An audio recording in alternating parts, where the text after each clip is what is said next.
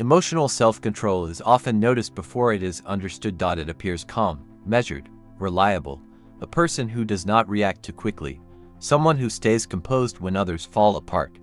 In many environments, this kind of restraint is quietly admired. It is seen as maturity, as strength, as proof of emotional intelligence. People like this are described as stable. They are trusted with responsibility. They are rarely questioned about their inner world, because from the outside, everything looks handled. But emotional self-control, when it becomes constant, slowly shifts from a skill into a mask. At first, the mask feels protective. It creates distance from chaos. It prevents regret. It avoids conflict. Silence becomes a tool. Stillness becomes a strategy. Over time, emotions are no longer expressed. They are managed. Sadness is contained. Anger is redirected inward. Joy is moderated, so it never feels excessive or vulnerable. What begins as regulation slowly becomes suppression. The person learns how to pause before reacting. Then learns how not to react at all. Eventually, even feeling begins to feel unnecessary. Outwardly, there is calm. Inwardly, there is compression. This kind of emotional control often becomes an identity. I'm just not very emotional. I handle things on my own. I don't need to talk about it. These statements sound neutral, even healthy. But beneath them, something else is happening. Emotional expression starts to feel risky. Messy. Unpredictable. Control feels safer than connection. People who master emotional self-control are often praised for being low maintenance. They don't demand attention. They don't disrupt the emotional atmosphere. They don't burden others with their feelings. And so, they learn an unspoken rule: being easy to be around matters more than being understood. Gradually, the internal world becomes private, not intentionally hidden, simply unattended. Feelings are noticed briefly, then filed away. There is no language for them anymore. Only sensations. Tightness. Fatigue. A quiet restlessness that never quite resolves. Because when emotions are consistently controlled, they don't disappear. They wait. They settle into the body. They linger in the background of thought. They surface indirectly as overthinking, numbness, or emotional distance. Still, from the outside, everything appears composed. This is why emotional self-control can be so deceptive. It looks like peace. But peace involves presence. Control involves restraint. One allows emotions to move through. The other keeps them contained. The person wearing this mask rarely sees it as a problem. There is no obvious breakdown. No dramatic collapse. Instead, there is a subtle trade-off. Relationships feel shallow. Even when they are stable, moments of intimacy feel uncomfortable. Even when desired. There is a sense of watching life rather than participating in it emotionally. Yet letting go of control feels dangerous. Because control has worked. It has prevented chaos. It has kept things functioning. So the mask stays on. Not because the person is cold. Not because they lack depth. But because restraint once felt necessary and still feels familiar. This chapter is not about labeling emotional self-control as wrong. It is about recognizing when it stops being a choice, when calmness becomes a requirement, when silence becomes automatic, when strength leaves no room for softness. Before understanding where this pattern comes from, it must first be seen clearly, not as a flaw, but as a learned way of staying safe in the world, a mask that once protected and now quietly asks to be understood. Emotional self-control rarely begins as a conscious decision. It is learned long before it is named. Often, it forms in environments where emotions were not dangerous, but inconvenient, where feelings were acknowledged only when they were small, quiet, or easily resolved, where sadness needed to be brief, where anger needed to be reasonable. Where vulnerability had limits. In such spaces, emotional expression was not punished outright. It was simply unsupported. A child learns quickly what brings connection and what creates distance. They notice which emotions are welcomed, which ones are ignored, which ones make adults uncomfortable. Over time, the child adapts. They become observant. They read the room. They adjust their emotional volume. This is not manipulation. It is survival. When emotional needs are inconsistently met, self-control becomes a form of safety. If feelings are contained, disappointment is avoided. If reactions are softened, rejection feels less likely. If emotions are managed internally, dependence on others decreases. Control begins to feel like independence. In many cases, emotional self-control develops in response to responsibility. Children who grow up too early. Children who sense instability. Children who become emotionally reliable for others before anyone is reliable for them. They learn to stay composed because someone has to. Their emotions are postponed, not erased. There is no time to feel them fully. There is something else that needs attention first. As this pattern continues, the inner world becomes secondary. Not unimportant, just delayed. The message absorbed is subtle. Your feelings matter, but only after everything else is handled. Eventually, that after never arrives. What forms instead is an internal hierarchy. Thought over feeling. Control over expression. Stability over truth. Emotional self-control becomes associated with being good, being mature, being dependable, and being emotional becomes associated with being disruptive. Needy. Too much. This conditioning is rarely conscious.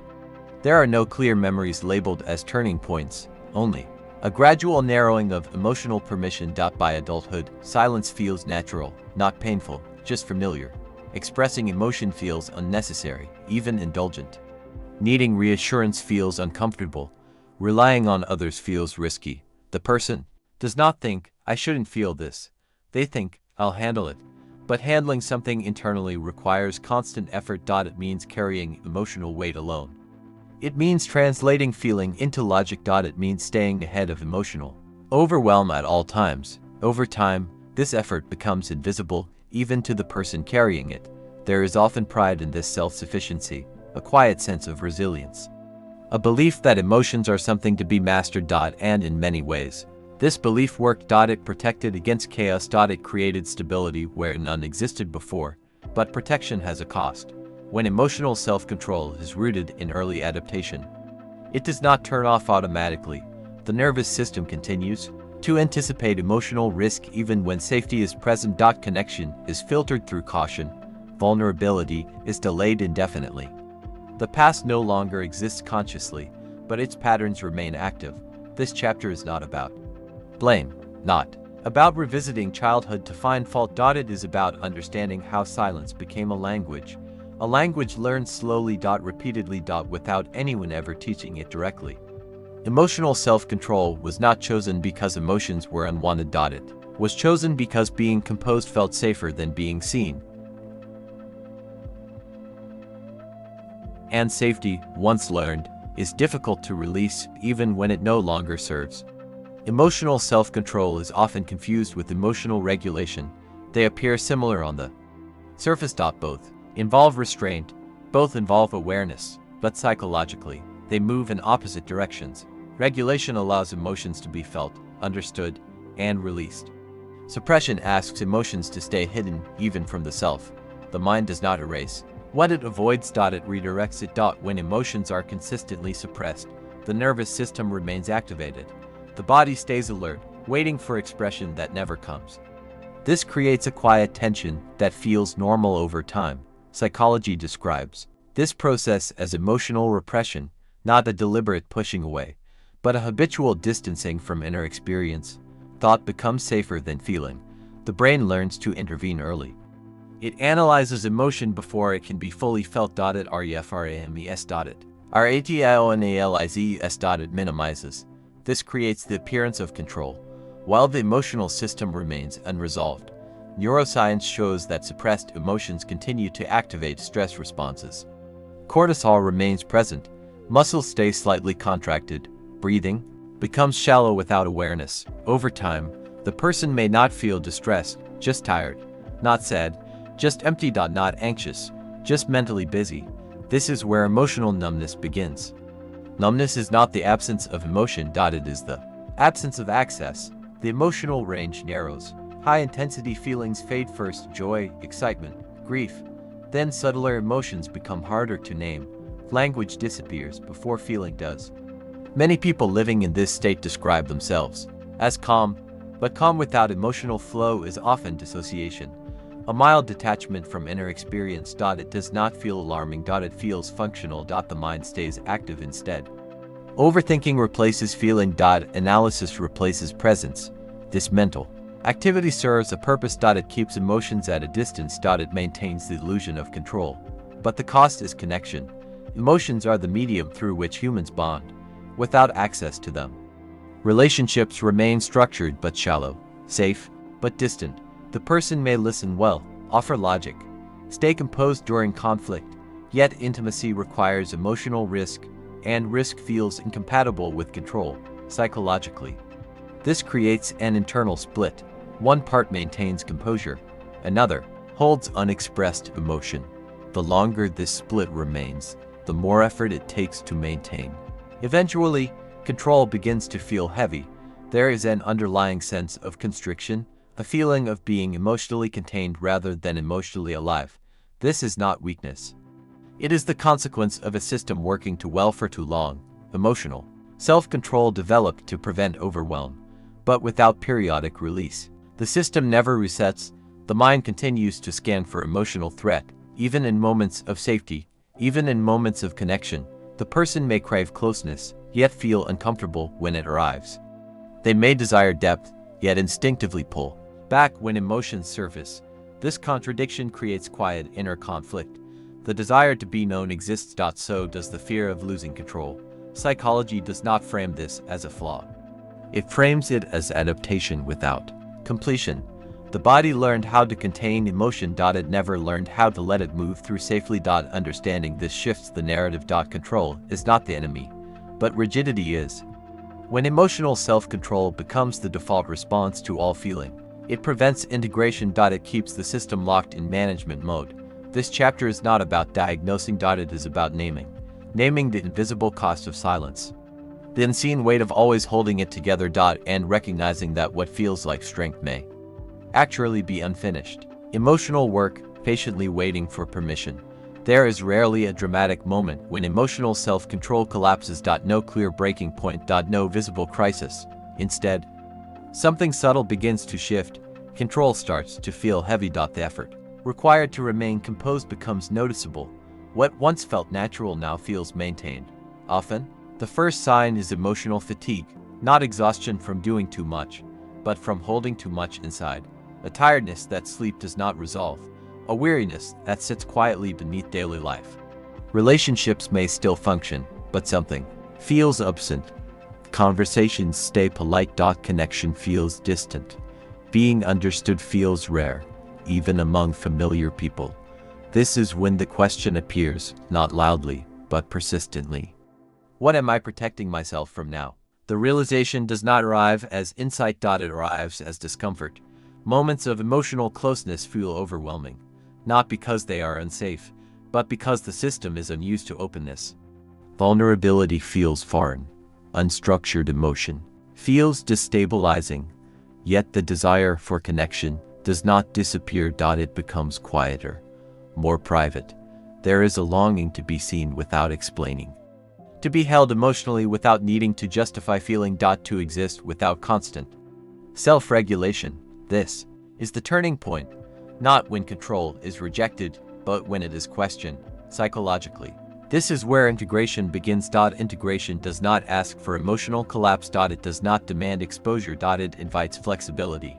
Strength does not disappear when it softens. It expands.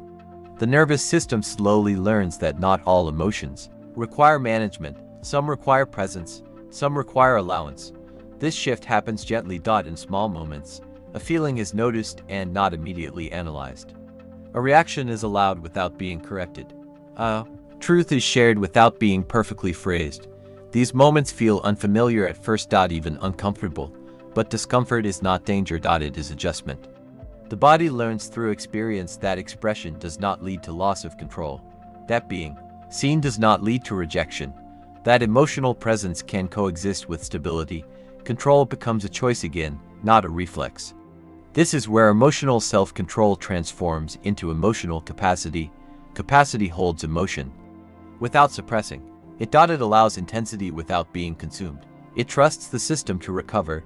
There is grief in this process. Grief for the years spent holding everything alone, for the needs that were postponed, for the softness that felt unsafe. But there is also relief. Relief in no longer having to be impenetrable. In allowing emotion to move instead of stagnate. And realizing that strength does not require constant defense.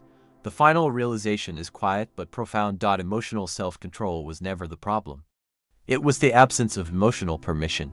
When permission is restored, control no longer dominates. It supports. Silence becomes optional. Expression becomes possible. Connection becomes less effortful. The person does not become emotionally unguarded. They become emotionally present. And presence, not restraint, is what allows life to be felt fully. This is the softer strength, not loud. Not dramatic. Just honest. And finally, shared.